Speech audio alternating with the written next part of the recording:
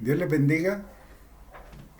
Aquí estamos nuevamente para tomar el estudio de verdades, mitos y leyendas sobre la Pascua, el nacimiento de Jesús en diciembre. Yo sé que para muchos esta es una fecha especial, es una fecha donde las emociones sobrepasan la mente espiritual, se olvidan muchas veces los principios de la palabra, se olvida todo lo que Dios ha enseñado y prevalece ese amor malentendido hacia los niños, los nietos, permitiendo que también participen de un engaño. Ustedes como padres, como abuelos, como familia deben enseñar a los niños en la disciplina y amonestación del Señor. Y esa es la razón por la cual nos reunimos hoy. Y como siempre se les dice, tomen sus Biblias para que vean que estas cosas son así. Para salir de todas nuestras dudas, de todas nuestras incertidumbres, de todo aquello que no tenemos claro o que ha sido mal enseñado, iremos a lo que Dios dice, tomando en cuenta toda la información que está disponible, todos los medios para poder llegar a esa verdad, ya que Dios dice que su sabiduría, su conocimiento está un poquito aquí y un poquito allá. Como siempre veremos qué dice Dios de este acontecimiento. ¿Cuál acontecimiento? Las verdades, mitos y leyendas sobre la Pascua, el nacimiento de Jesús en diciembre. Veremos qué fundamento bíblico tiene, procuraremos conocer y ahondar con todo el material histórico disponible. Sabemos por las Escrituras que el nacimiento de Jesús fue así. Vayamos a Lucas 1:26. Al sexto mes el ángel Gabriel fue enviado por Dios a una ciudad de Galilea llamada Nazaret. Lucas 1:27.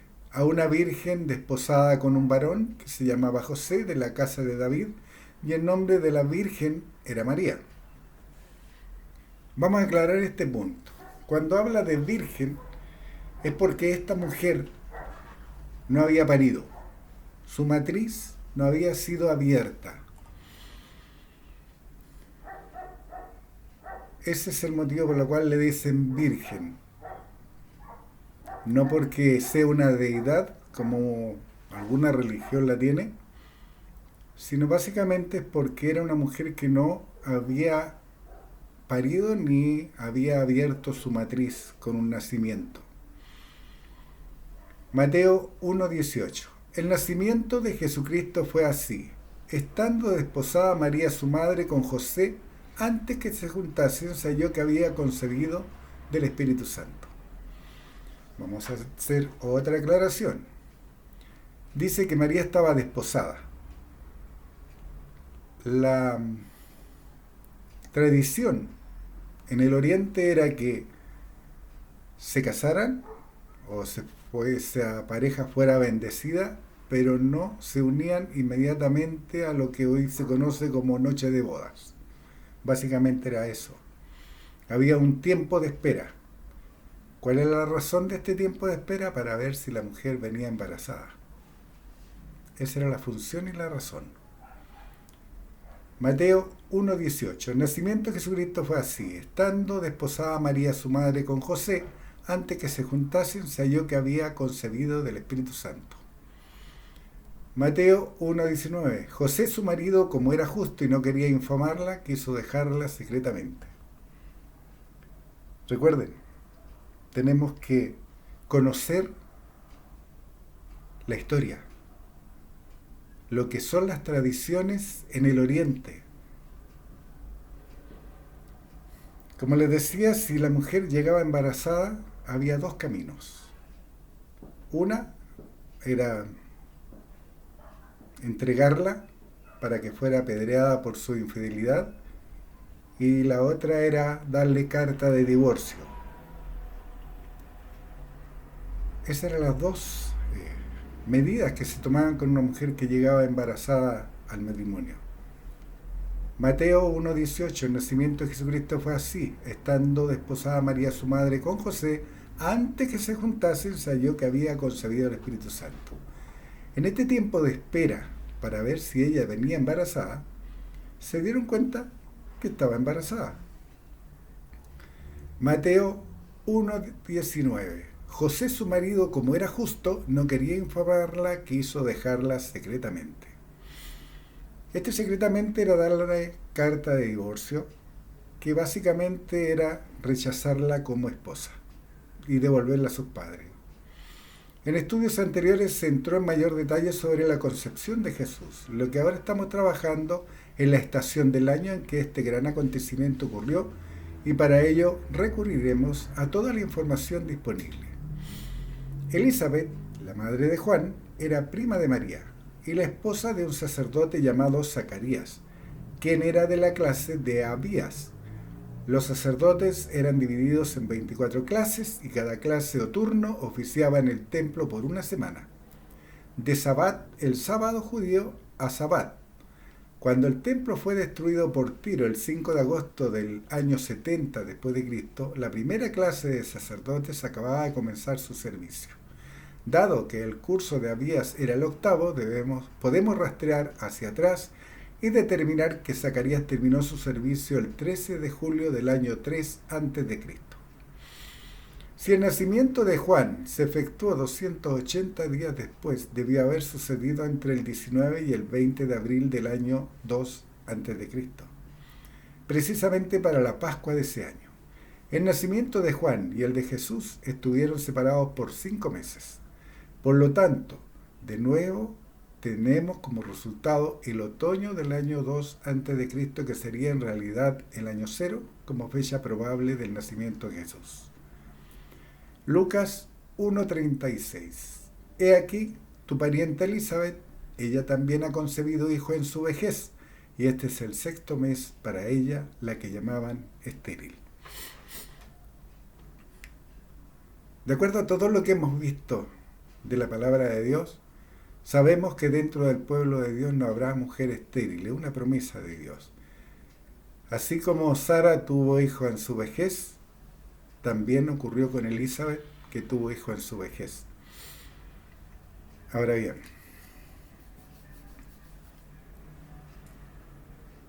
Dios hizo una promesa en Génesis 3:16, primero, que pondría enemistad entre la simiente de Satanás y la simiente de la mujer, pero que también anunciaba de que enviaría un Mesías, y eso lo hemos visto también y lo hemos trabajado en Isaías.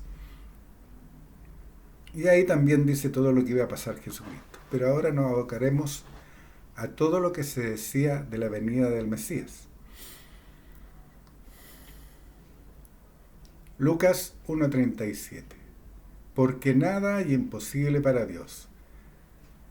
Así que en este tiempo, como el pueblo de Dios camina dentro de los linderos de la palabra de Dios, no debería haber mujer estéril dentro de ese pueblo escogido por Dios, porque Dios promete que no habrá mujer estéril. Y también dice que no entrará a la congregación varón con los testículos magullados. Así que todos aquellos que dicen que los sodomitas son sus hermanos, tienen los testículos magullados porque no pueden engendrar varón con varón. Lucas 2:1. Aconteció que en aquellos días que se promulgó un edicto de parte de Augusto César, que todo el mundo fuese empadronado. Lucas 2:2. Este primer censo se hizo siendo Cirenio gobernador de Siria.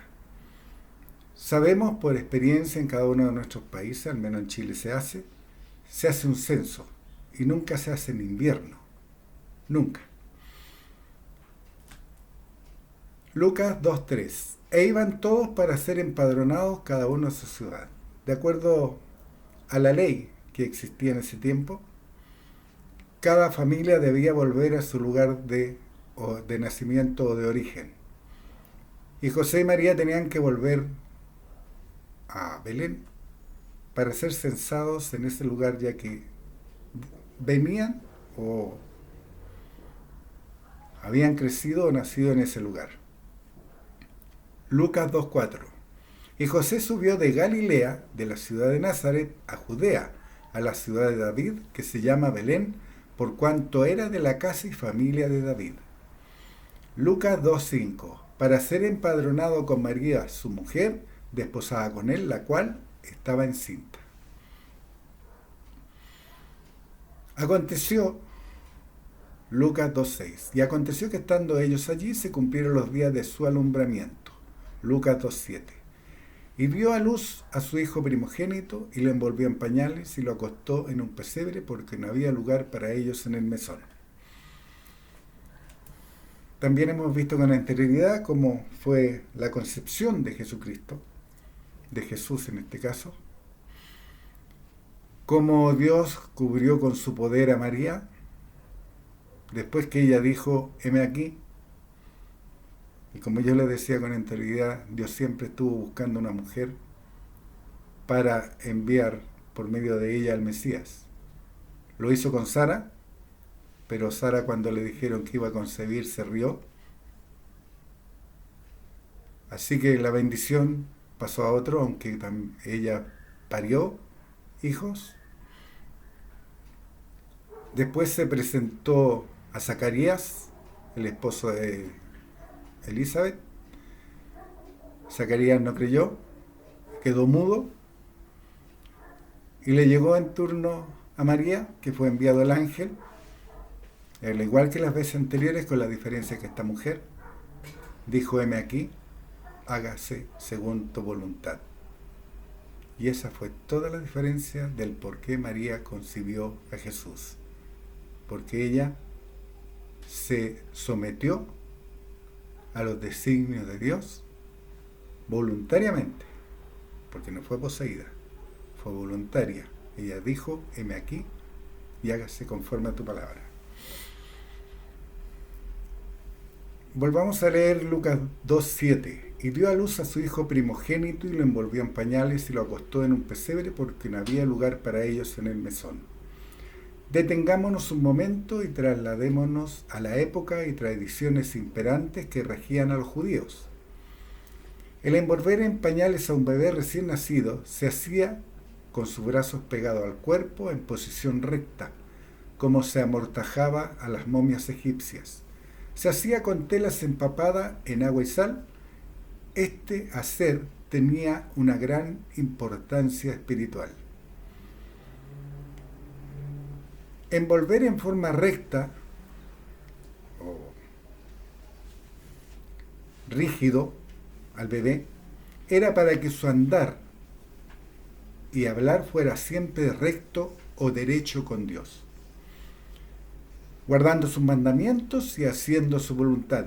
Era una dedicación. El pueblo de Dios, hoy día, en algunas religiones dedican a los hijos cuando son recién nacidos. Hay una religión que los bautiza en agua, pero hay algunas religiones que se acercan un poco a cómo debería ser, es dedicar al hijo a Dios. Y es un compromiso de los padres en criarlos en la disciplina y amonestación del Señor. Es el compromiso que hacen los padres. De eso se trata la dedicación. No ir a presentarlo al templo para que todos vean, ¡oh, qué hermoso, una guagua! No es eso. El presentarlo, el dedicarlo, es porque esos padres se comprometen a criar a su hijo o hija en la disciplina y amonestación del Señor. Las telas empapadas en agua y sal que lo envolvían, porque aquí hay otra cosa, las telas con que envolvían a las guaguas estaban mojadas en agua y sal, una salmuera. Se imaginan una guagua recién nacida, en invierno, porque en el Oriente, si celebramos en diciembre, como dice la tradición de las religiones, y algunos que se dicen protestantes, que no son de la religión católica, también lo celebran, Se imaginan en invierno, porque en el oriente hoy día, en esta fecha, está en invierno.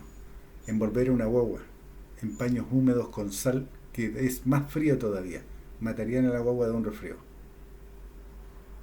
¿Ustedes creen que una madre que hace la voluntad de Dios y un padre que es la cabeza, un hombre que dentro de todo era un hombre que amaba a María primero porque la aceptó, y sabemos que un ángel del Señor se le presentó y que le instó a que aceptara a esa mujer porque la quería rechazar, él la quería dejar secretamente, como leímos anteriormente. Entonces estos padres siguieron la tradición, que era envolver en forma recta, que era para que su andar fuera siempre recto, derecho con Dios, guardando sus mandamientos, haciendo su voluntad, y las telas empapadas en agua y sal que lo envolvían, era para que su andar fuera siempre veraz. Además, la sal representaba compromiso y dedicación. De ese modo se dedicaba a Dios a un recién nacido por el pueblo de Israel. Era además un compromiso de los padres de enseñarle con disciplina y educarle en la palabra de Dios. Esa era la responsabilidad que asumían. En resumen, que el andar fuera recto con Dios, verás al hablar la palabra de Dios, dedicado a Dios para ser su siervo, comprometido en hacer la voluntad de Dios, cumpliendo sus mandamientos. Retomemos el relato del nacimiento del Hijo de Dios. Lucas 2:8. Había pastores en la misma región que velaban y guardaban las vigilias de la noche sobre su rebaño. Lucas 2:9. Y aquí se les presentó un ángel del Señor y la gloria del Señor los rodeó de resplandor y tuvieron gran temor. Lucas 2:10. Pero el ángel les dijo: no temáis, porque aquí os doy nuevas de gran gozo que será para todo el pueblo. Lucas 2:11. Que os ha nacido hoy en la ciudad de David un Salvador, que es Cristo, el Señor. Lucas 2:12. Esto os servirá de señal. Hallaréis al niño envuelto en pañales, acostado en un pesebre. Volvamos a Lucas 2:8. Había pastores en la misma región. Yo sé que cuan más, cuan menos, sabe lo que ocurre en el campo. Nunca, en invierno, los animales se dejan a la intemperie.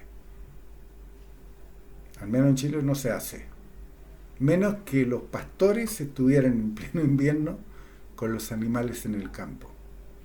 Es otra muestra de que era imposible que Jesucristo naciera en diciembre, que es invierno en el oriente.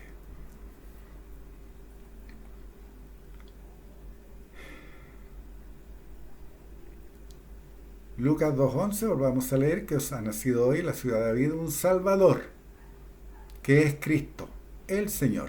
Lucas 2:12. Esto os servirá de señal, hallaréis al niño envuelto en pañales, acostado en un pesebre. Es un bebé recién nacido, que sus padres lo envolvieron en paños húmedos con agua y sal. No se dejaba por horas a un niño envuelto en pañales, era una dedicación. El ángel les fue a decir a estos pastores que concurrieran rápidamente, porque esa señal no estaría permanentemente. Como ya vimos el simbolismo espiritual que encerraba envolver al niño en pañales, ahora conozcamos entonces la geografía y clima de esta región. Hay un aspecto fundamental de la interpretación del Evangelio de Lucas sobre la estación del año, en la que con mucha probabilidad naciera Jesucristo, que resulta bastante clarificador. Belén está enclavada en los montes de Judea, al sur de Jerusalén, y a unos 40 kilómetros de Nazaret. Es una región subtropical con un clima característico determinado por dos estaciones: invernal, o de las lluvias, desde noviembre hasta abril. Vean bien las fechas. Y esta información ustedes la pueden buscar y bajar de internet, porque es la única forma de que se entienda y se crea que Jesucristo no nació en diciembre y que la religión cambió las fechas para encubrir fechas satánicas, fechas diabólicas, dedicadas a dioses ajenos, y que la religión católica cambió tanto en los concilios de Nicea como en el concilio de Constantinopla, en el concilio de Constantinopla, 318 y 325 respectivamente. Invernal o de las lluvias, desde noviembre hasta abril. Estival o seca, desde mayo a octubre. En la época estival pueden alcanzarse los 50 grados centígrados en puntos como el Valle del Jordán, el Tebet, de diciembre a enero. Es la época más fría del año, donde la zona se mantiene en un clima variado que va desde las lluvias frías hasta las heladas.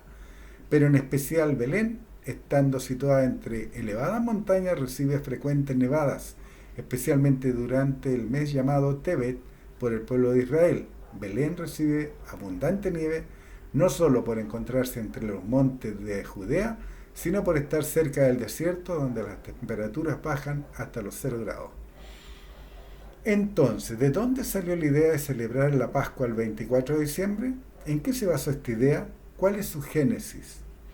Según Clark, los pastores de Palestina e Israel acostumbraban a traer sus rebaños desde las laderas de las montañas y campos, las guardaban hacia la mitad de octubre, ya que en estas fechas empezaban las frecuentes lluvias y seguían los fríos de invierno. La bucólica estampa de grupo de pastores experimentados guardando vigilia en una noche lluviosa y fría con un clima que cala los huesos y en un paisaje cubierto de nieve donde poco pasto podría alimentar a sus ovejas puede ser muy bonita, pero ciertamente no se puede tomar en serio. A esto podríamos añadir otro detalle, como que muy raramente en esta estación invernal José y María habrían encontrado un establo disponible estando ocupados por los rebaños que permanecían encerrados hasta la llegada de la primavera. Es decir, la evidencia de Lucas apunta hacia la fecha de la Natividad bien en los inicios de la primavera o a mediados de otoño. La otra razón de peso por la que la iglesia primitiva eligió el 25 de diciembre para celebrar el nacimiento de Cristo fue su tolerancia con los cultos paganos, al hacer coincidir las festividades cristianas con ritos de las tradiciones paganas como el Festival del Solsticio de Invierno o fiesta del Natalis Solis Invicti, nacimiento del Sol Invicto, que realizaban por entonces los romanos, al igual que ya hicieran otros pueblos antiguos como los egipcios o persas. Las Saturnalias son famosas hoy en día por ser las fiestas dedicadas al desenfreno, la diversión e incluso la locura. Para entender su verdadero significado debemos comprender que estas festividades tenían lugar tras un duro año de trabajo, ya fuera en la ciudad o en el campo, donde precisamente encontramos su origen. Para los romanos, Saturno, de donde procede el nombre de Saturnalia, era un dios antiquísimo que reinó sobre el mundo en un remoto lugar en el que todos los hombres eran iguales. No había diferencias sociales y todos compartían los frutos de la tierra producidos por el trabajo común. Fue de hecho Saturno quien les enseñó a los seres humanos cómo debían cultivar la tierra, por lo que se le adoraba como dios protector de la siembra. De la adoración de Saturno surgió la festividad en su honor, celebrada por primera vez que nosotros sepamos, el día 17 de diciembre del año 497 a.C., cuando se le dedicó un templo en el foro. Dicho templo, reconstruido y remodelado en numerosas ocasiones, se mantiene todavía en pie en la actualidad, siendo uno de los monumentos más impresionantes del foro romano. Pero, ¿por qué se celebraba su fiesta casi al final del año? La respuesta tiene que ver con la labor de protección que desempeñaba el dios sobre los cultivos. Las Saturnalias tenían lugar justo después de terminar las labores de la siembra, y en ellas se le pedía a Saturno que protegiera las nuevas semillas que tenían que soportar el duro invierno antes de comenzar a crecer en la primavera. Oficialmente la tradición marcaba que la Saturnalia debía celebrarse solo durante el día 17, pero con el cambio del calendario en época de Julio César, del que hablaremos en otra ocasión, muchos confundieron el día de celebración, por lo que acabó por celebrarse del 17 al 19. En vista de la popularidad, este cambio fue incluso oficializado por el propio emperador Augusto. La fuerza de la Saturnalia era imparable, llegando a extenderse de forma espontánea con el paso del tiempo hasta el día 23 de diciembre. Este es un pequeño resumen de la información que está en los libros de historia. Incluso en libros más modernos que hablan de lo que son las tradiciones en el Oriente. Sabemos, por estudios anteriores, lo que es la Saturnalia, y también se le denomina el nacimiento del dios Tammuz, que es otra forma de llamar al dios Sol. Entonces, por tanto, lo que se celebra en diciembre son fiestas paganas. Como sabemos, Dios nunca inspiró a los santos hombres a escribir su voluntad revelada. ¿Está bien? Escuchen de nuevo. Como sabemos, Dios, cuando inspiró a los santos hombres a escribir su voluntad revelada, nunca mintió o engañó, por lo que ahora salta una pregunta. ¿Qué hacían los rebaños de unos experimentados pastores a la intemperie en plena noche invernal de diciembre en la pequeña y fría población de Belén? De acuerdo a la información que hemos abordado hasta ahora, se deduce que no fue en diciembre el nacimiento del Hijo de Dios. Anteriormente vimos que la iglesia primitiva transó la verdad sobre la real fecha del nacimiento del Hijo de Dios, al hacer coincidir las festividades cristianas con ritos de la tradición pagana. ¿Y cuál era esta festividad pagana? Tammuz. Especialmente en el territorio de Babilonia, se cuenta que el día 25 de diciembre nació Tammuz, hijo de la soberana Semiramis. Se cuenta que Semiramis quedó encinta y se dirigió hacia su pueblo, declarando que ella mantenía su virginidad. Aparentemente el ser del Nimrod había descendido para introducir mediante una chispa que provenía del sol en su vientre. Tammuz legó al mundo un 25 de diciembre. Fue un soberano venerado con distintos apodos. Lo que se ha explicado es que es una tradición que en realidad nos traslada a los años 2600 a.C., específicamente en el territorio de Babilonia. El 25 de diciembre era una fecha para los babilónicos de gran importancia, porque se celebraba por todo lo alto el nacimiento del dios Tammuz. Las celebraciones tenían que ser muy bien elaboradas. Se decoraban las puertas de las casas, se hacían coronas con las hojas y se decoraban tendiendo a usar los colores que se utilizan en la actualidad para festejar la Navidad. Las fiestas en honor a Tammuz, del que se creía descendía del sol, se usaban de mucho color. Había gran intercambio de obsequios, la amistad se reforzaba, era un tiempo de gran emoción, en realidad eran unas celebraciones con gran desenfreno. La celebración de Tammuz era un gran festín. Por otro lado, se podía notar que la celebración también se dirigía hacia la reina, de la fecundidad que había tenido un hijo, siendo virgen, por lo que los elementos que constituyen la naturaleza también poseían gran importancia, porque a través de ellos se elaboraban hermosos arreglos que servían para adornar el hogar. De igual manera, los árboles poseían gran relevancia, ya que también guardaban relación con la divinidad de la diosa celestial Semiramis. Ya vimos cuál era la fiesta pagana que fue cubierta por la iglesia primitiva, trasladando la fecha del nacimiento de Jesús, el Hijo de Dios, para tapar una fiesta de origen pagano. Ahora veremos otra tradición que también tiene fundamento pagano. Esta es la primera parte. Continuaremos con más información, porque la información echa fuera toda la que es la duda, el miedo y el temor, y nos lleva a la luz de Dios y nos saca de la oscuridad pagana.